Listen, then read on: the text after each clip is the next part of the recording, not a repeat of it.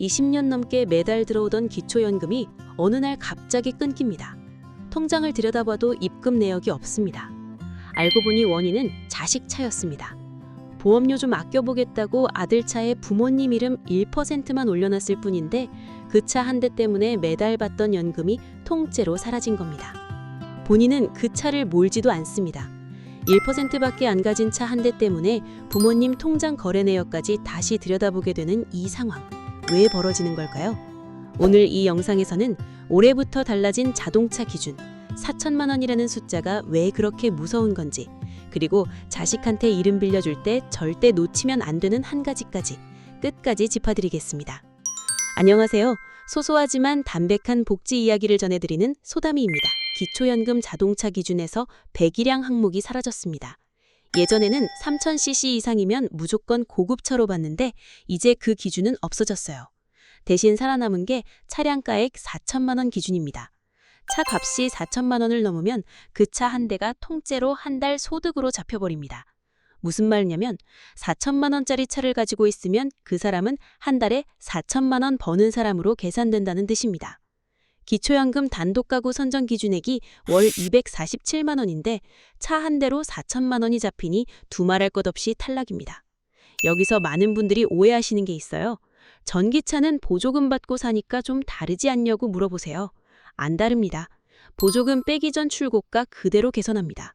국가에서 보조금 몇백만 원 받았다고 해도 기초연금 심사에서는 그 보조금 안 빼고 원래 출고가로 봅니다. 요즘 전기차 웬만하면 5천, 6천만 원 우습게 넘죠. 이 부분에서 걸려 넘어지는 분들 정말 많습니다. 제도 취지는 압니다.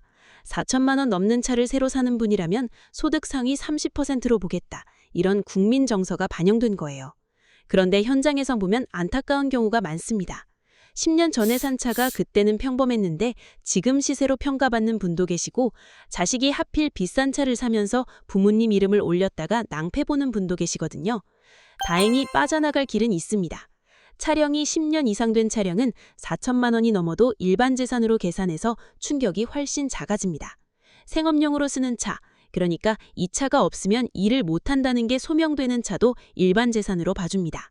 장애인 등록자 본인 명의 차량, 국가유공자 중 상위 등급 받으신 분의 차량은 아예 재산에서 빠집니다. 압류돼서 운행 자체가 불가능한 차도 마찬가지고요. 자, 그러면 가장 많이들 후회하시는 그 부분, 자식 차에 이름 올리는 문제로 들어가 보겠습니다.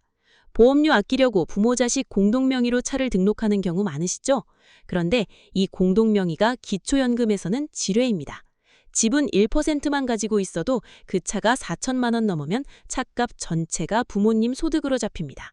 그러면 자식 차값이 5천만 원일 때 부모님한테 잡히는 금액은 얼마일까요?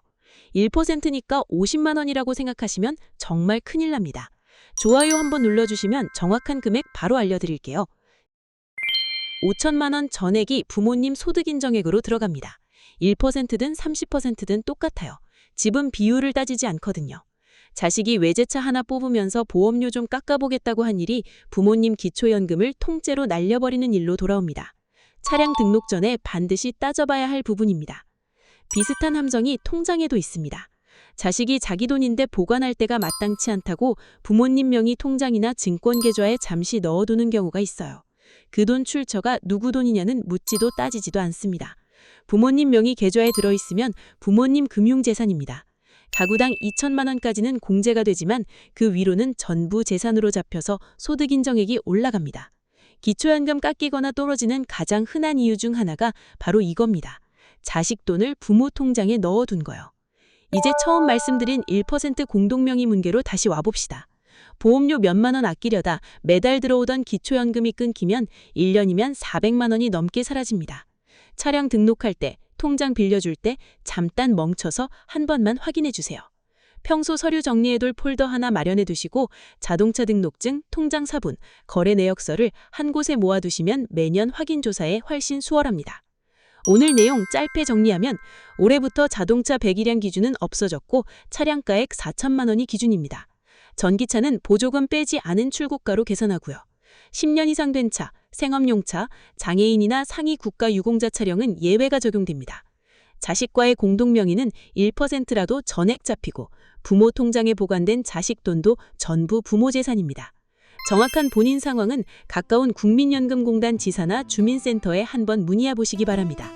주변에 부모님 모시는 분, 자식과 차나 통장을 같이 쓰는 분 계시면 이 영상 꼭 전해주세요. 한 분이라도 연금 끊기는 일 막을 수 있다면 그걸로 충분합니다. 비슷한 복지 정보 놓치지 않으시려면 구독 한번 눌러두시고요. 소담이었습니다.